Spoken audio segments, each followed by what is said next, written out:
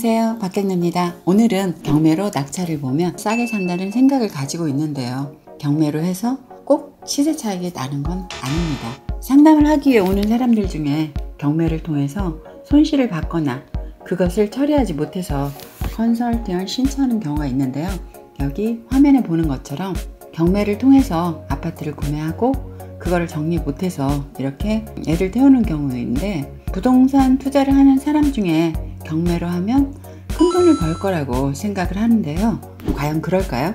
경매로 관심을 가지는 사람들은 시세보다 싼 값에 살 수 있다는 생각으로 접근을 합니다.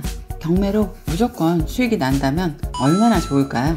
경매로 낙찰을 보고 시세보다 높게 쓰거나 시세보다 가격이 싸다 하더라도 주변에 가격 형성이 되지 않아서 시세 차익도 못 보고 큰 손해를 보는 분들을 보는데요, 요즘은 오히려 경매 낙찰가보다 금매가 싼 경우도 많습니다. 경매는 시세 차익이다 라는 공식이 깨진 지 오래입니다. 그럼 과연 경매란 뭐라고 생각하세요? 물건 하나를 놓고 서로 경쟁해서 제일 가격을 높게 써야만 살 수 있습니다. 그렇다면 좋은 물건인 경우에 경매 입찰로 싸게 살 수 있을까요? 물론 시세 차익을 보는 경우도 있습니다. 상위 5% 정도밖에 안 됩니다. 그 다음이 경매로 시세 차익을 얻기 위해 경매 시장에 참여한 소액 투자자들입니다. 그렇다면 최소 비용으로 최고 갭 차이를 얻기 위해서 어떤 걸 많이 관심을 가질까요?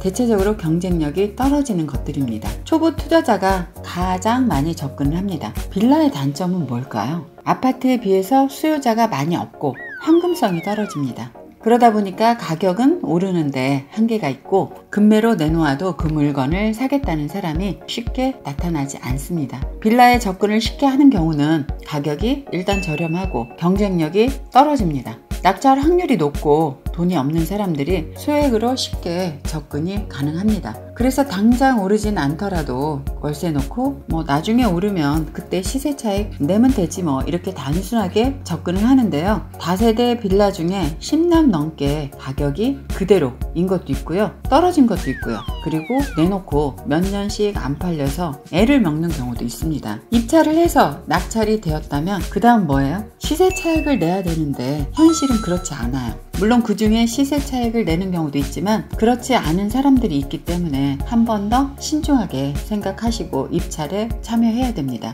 요즘은 학생부터 20, 30대 직장인, 그리고 아기 없곤 엄마들까지 이제는 경매장에서 흔히 볼 수 있어요. 경매에 걸맞게 싸게 사서 시세 차익을 낸다면 바랄 게 없겠죠. 하지만 내가 그런 생각을 한다면 다른 사람은요? 모든 사람이 같은 생각을 합니다. 그리고 그렇게 남과 경쟁을 해서 빌라나 다세대를 입찰을 해도 문제입니다. 몇 천만 원 싸다고 금매라고 생각하고 경매를 낙찰을 보시는 분들이 지금도 있는데요, 금매란 몇 천만 원 싼 게 금매가 아닙니다. 그럼 과연 금매란 뭘까요? 시장에서 입찰한 가격과 상관없이 매수인이 바로 매수하는 가격이 금매입니다. 그것은 시장이 얼어붙었을 때와 시장이 호황일 때 그때 가격 다릅니다.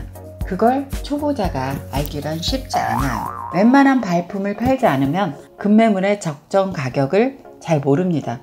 그래서 금매인지 이 가격이 싼지 모르기 때문에 경매로 비싸게 낙찰을 보게 되는 거죠. 또 가끔은 경쟁자가 많으면 적정 입찰가를 쓰지 않아요. 오히려 낙찰가보다 높게 쓰게 돼요. 왜냐하면 많은 사람들이 있기 때문에 내가 이 정도 가격의 적정 수준에 써서는 입찰 봐서 낙찰을 볼 수 있어요.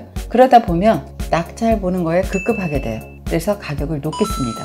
순간의 실수로 두고두고 후회하는 분도 많이 보게 되는데요, 내가 수익을 내기 위해서는 어떻게 해야 돼요? 주변 시세와 그리고 리스크 부분에 합리적인 가격 결정에 냉정해야 됩니다. 물건을 분석하고 경우수를 만들어서 세금과 금융비용 그리고 들어가는 여러가지 비용을 제하고도 시세보다 저렴하다 그러면 그때 낙찰을 보면 됩니다. 경매를 보는 것도 중요하지만 내가 원하는 낙찰가가 아니면 그것에 집착하지 말고 과감히 포기하는 연습도 필요합니다. 낙찰받는 게 목적이 아니죠? 지금 현 상황에 맞는 적정한 가격에 입찰을 해서 수익을 내는 데 집중해야 됩니다. 가끔은 신문에서 갭투자로 연립을 또 빌라를 수십 채 사서 가격이 떨어지면서 팔기는 해야 되는데 팔리지 않으니까 어떤 선택을 하던가요? 가지고 있으면 애물단지고 팔아야 되는데 아무 수요자가 없어요. 이런 경우에 일부러 돈을 차용해 준 것처럼 이렇게 해서 가짜 근저당 설정을 연립에다 합니다. 그리고 그 근저당 설정한 거로 임의 경매 신청을 해서 그 연립이나 빌라를 정리를 하는 거죠. 그걸 일반 투자자가 경매로 낙찰을 보게 됩니다. 그러면 시세보다 더 비싸게 낙찰되는 경우도 있어요. 경매로 낙찰을 본다는 거는 시세 차익을 내야 되는데 현실은 그렇지 않아요. 그렇다면 뭘 확인해야 돼요? 일단 실거래가 확인도 중요합니다. 화면에 보는 것처럼 네이버에 실거래가 이렇게 치시면 국토부 실거래가 조회가 나오죠. 여기 화면에 들어가시면 연도별로, 분기별로 다 확인할 수 있습니다. 그래서 내가 아파트를 확인할 건지 연립을 확인할 건지 이렇게 화면에 보는 것처럼 연립 2019년도 딱 한 건 됐죠 지금. 그리고 2018년 거래 없었고요. 2017년 거슬러 올라가니까 해마다 한 건에서 두 건, 없는 애도 많아요. 이런 경우 사시면 될까요? 안 되겠죠.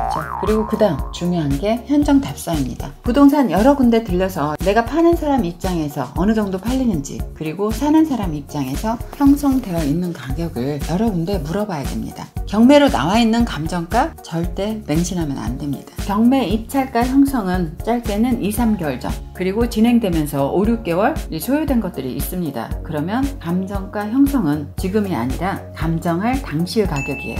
가끔은 감정 당시 가격이 낮아서 오히려 입찰 가격이 100% 이상 넘어가는 경우도 있어요. 하지만 지금 현재 감정 가격보다 시세가 나가지 않는다면 어떻게 돼요? 문제가 되겠죠. 경매는 바로 돈과 결부됩니다. 누구도 본인의 선택을 막을 수 없지만 한 번의 실수로 손해를 본다면 다시 만회하기 쉽지 않겠죠. 앞으로는 이 영상을 보시고 좀 더 꼼꼼히 체크하신 후에 손해보는 일이 없으면 하는 바람으로 이 영상을 만들었습니다. 도움이 되셨다면 구독과 좋아요는 꾹 눌러주세요. 감사합니다.